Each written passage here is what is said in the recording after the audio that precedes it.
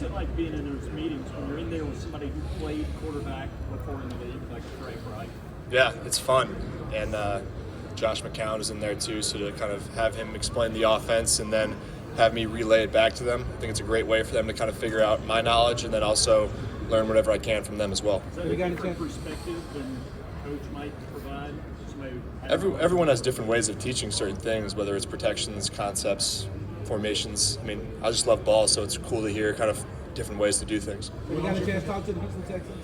Yeah. How did that go? It was great. Really good form with them. Thought I did really well.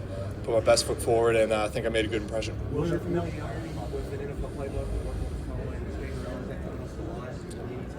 Yeah, I think that our terminology crosses over with a lot of different teams in the league. So when they're asking about the plays that we run and we're watching tape and I'm running through kind of what our footwork or what our just language that we use was, it's kind of cool when they can realize kind of right away that it's the same or very similar to what they do. Will, do you view yourself as a Super Bowl winning quarterback? And if you do, how many will you win? Yeah, I mean, my goal is to win more than anybody. I want to be the greatest of all time. I feel like you're crazy if you don't think that way. Will, when you look at, your entire college career, is there anything that you feel like people aren't talking about enough, or is there anything that, you feel like you didn't put enough out that you have?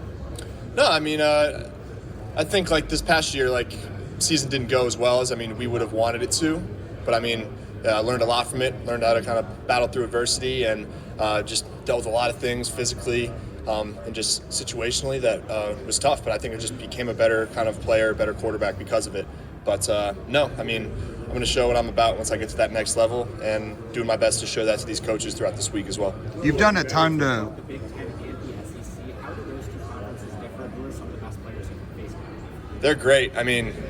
People always try to tell me to put one above the other. It's tough, but it's been such a privilege to play in such two great conferences. And when I did make the transition from Penn State, I wanted to make sure that I was, going against high-level competition like I was in the Big Ten. So playing in the SEC was really important to me.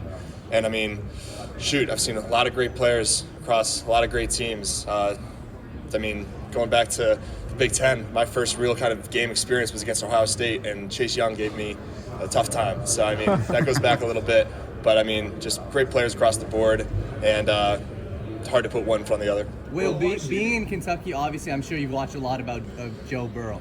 What do you try to take most about his game? Yeah, no, Joe's someone, especially in this offseason, that I've focused a lot on. I think this offseason, compared to offseasons in the past, I've really been trying to kind of perfect the movement leading up to the throw. I think that when I make some inaccurate passes, it's due to kind of how I'm initiating the movement leading into it. A lot of the times I can get away with it because of how talented of an arm I have. But Joe, I think, does better than anyone else in terms of movement in the pocket. Not the fastest guy, but he's just able to move so efficiently to put himself in a stable base to make efficient throws. And been watching a lot of film on him this past offseason. You've done a ton to work on your mechanics. What's the specific plan for that moving forward? Just what I just said. Not necessarily anything with the upper body, everything from the waist down.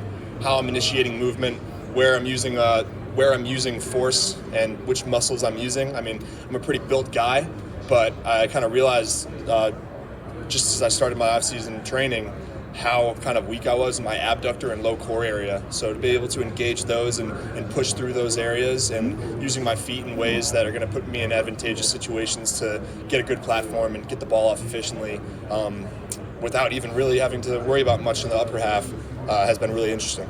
Outside of that training, Will, what was the most important part of your physical prep for the combine and these specific measurements and drills?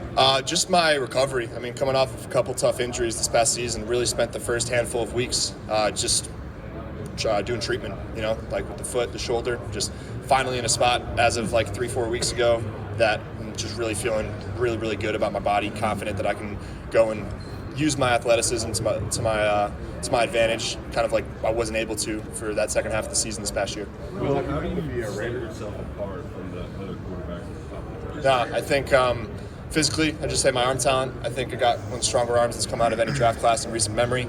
And then just who I am as a person, kind of my morals, what I stand for, my values. And I think that's been the most kind of beneficial thing for me to be able to share with these coaches throughout these formal and informal interviews, to just get them to know me as a person, get them to kind of understand how seriously I take every aspect of my life, and just letting them know how much I love ball and how I'm able to use those values and those morals to make me the best person in the locker room and on the field as possible. Not everybody goes through the throwing portion of the combine. Why did you ultimately decide? Because I got a cannon. I'm going to show it off.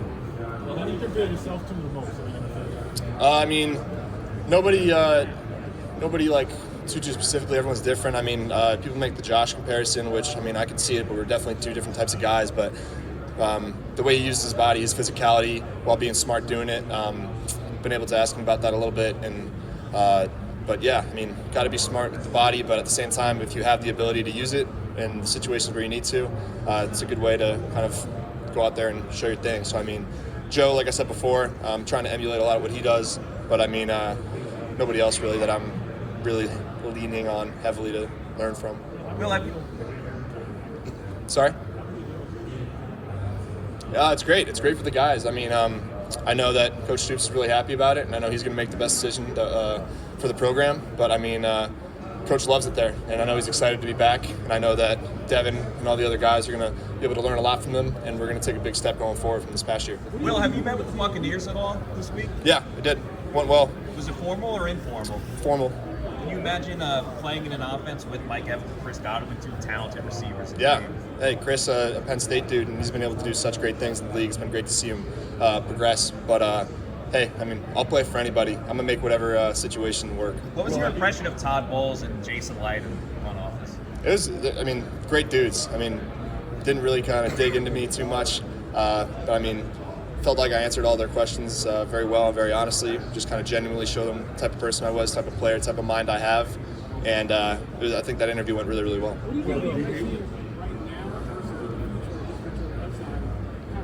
Can you repeat that, please? What do you think you can bring a team right now versus what you can bring in the future? No, I mean, I think right now I could bring them a championship team. You know, that's the confidence I have. I think I'm able to assimilate myself very, very well, better than anybody else, I believe. And that's the confidence I have, just due to my experience and just due to my physical tools. I think that I'm going to be able to be plugged into any offense, learn it well, and become a leader very quickly in whatever team I play for. But obviously, the goal is to progress. I want to get better every year. I'm not expecting myself to be the best quarterback in the league right off the bat.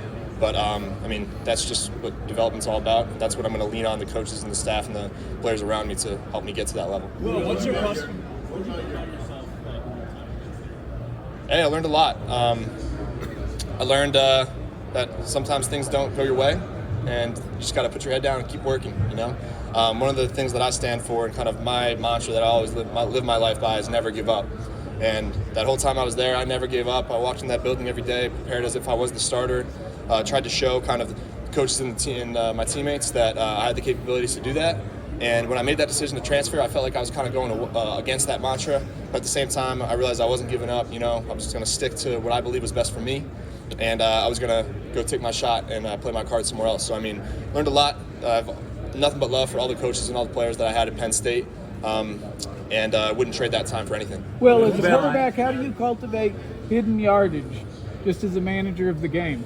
No, I mean, hidden yardage is everything. I mean, talk about it every week in our meetings, especially special teams. I mean, that's the first thing I think of when I think of hidden yardage. But just as an offense, I mean, you look at every 2-3 yard play and what could make it a 5, 6, 7 yard play. It's all the little details of football, and I think that's what makes the game so beautiful. I mean, you work so hard, you work for hours and hours for maybe a play that you don't even run, you know, and then when you do, it's for 3 seconds of excitement, and then you're on to the next one. So the more precise those little details are, the more you can get those extra yards. And I think it's just my job as a quarterback to make sure that everyone's on their stuff and that every little detail is perfected so that we're able to maximize those yards. You said that you played a role in Kevin's decision. What's your relationship like with him, and what did you tell him about him? Good. I mean, I was just honest with kind of how I felt about the school, which is, I mean, my love for it, my love for the coaching staff, my love for the players, and my belief in him as knowing the type of player that he was to be able to kind of put him into that system and succeed. So, I mean, obviously, I think the situation that I'm in right now, being a potential draft pick, was exciting for him to see that by playing in an offense like that and having success there, that could be a possibility for him. But I mean, I was just honest. I just texted them yesterday, just kind of checking in. They got spring ball starting up on Monday, so I'm really excited to see how spring starts off for them. And I know that all the guys in that offense from this past year, especially the young ones, are going to be able to develop and make an even bigger mark this year. Will a lot of You've seen your game on the field, but what about your character that you feel is going to allow you to so good command? Yeah, I think my leadership style would definitely be that, which is just lead by example. I mean, I kind of liken it to how I first got to Kentucky. I didn't step in. I wasn't the starter right away. I didn't step in and start kind of being that rah-rah guy and just starting to boss people around. What you do is you put your head down and you earn the respect of others through your work. And that's what I'm going to plan on doing. And it's kind of just a feel process where once you know that you have gained the trust of the coaches, the players, or once you're named the starter or whatever, that's when you can start transitioning into more of a vocal leadership role. Being able to understand and step in and talk to guys individually when you feel like it's necessary.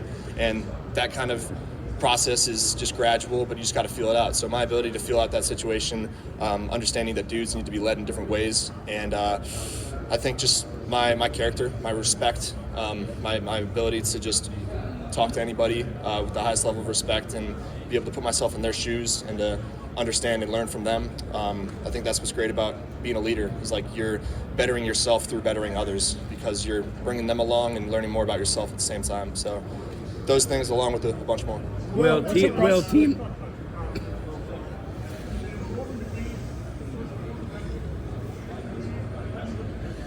I mean, I don't focus on things I can't control. I want to be selected as high as possible, but at the end of the day, I just want a team that believes in me, and got to make somebody fall in love with you, whether with me, and that's all it takes, you know. Will teams? I haven't talked to the Colts, no.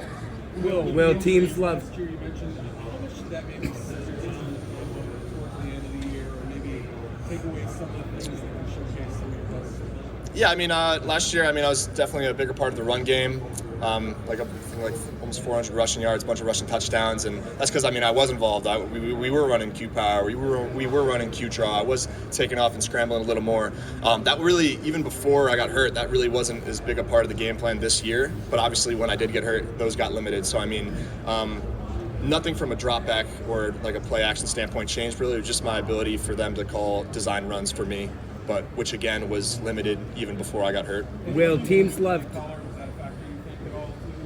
I think that's just kind of one of the differences in the style, in the system. Just less emphasis on quarterback run. Will teams? Last year, there was one team that had a mini basketball group for the quarterbacks that came in during their interview process. I'm curious, have any teams done anything like that that's outside the box to get the competitive juices flowing or anything like that? No, I think the only thing I can think of, Minnesota had a football, so they just had you kind of have a football in your hands, which is nice because I like having kind of something to play around with. But I don't know if it's because they wanted to see how big my hands were or something. But no basketball hoops, but I would have enjoyed that. Will have teams asked about the mayo in the coffee and the banana peels? No, not really. I was surprised. I was completely ready to answer that question. Well, but can you answer for no, us? at the end of the day, it's just me having fun, and it's not something I do. I hope people understand that by now. But yeah, it was just a thing. Me and my girl at breakfast, we got our black coffees, no cream, no sugar on the table, just a bottle of mayo. And she's like, makes the joke that, I think you're supposed to put it in there. And I was like, you don't gotta tell me twice. So I just tried it out, and I don't know, just try to have a little fun. But just a little silly little thing, and nobody had asked about it except for like the media. So I'm not afraid to talk about it. Top 3 favorite fruits? Sorry? Top 3 favorite fruits? Pineapple For sure, number 1.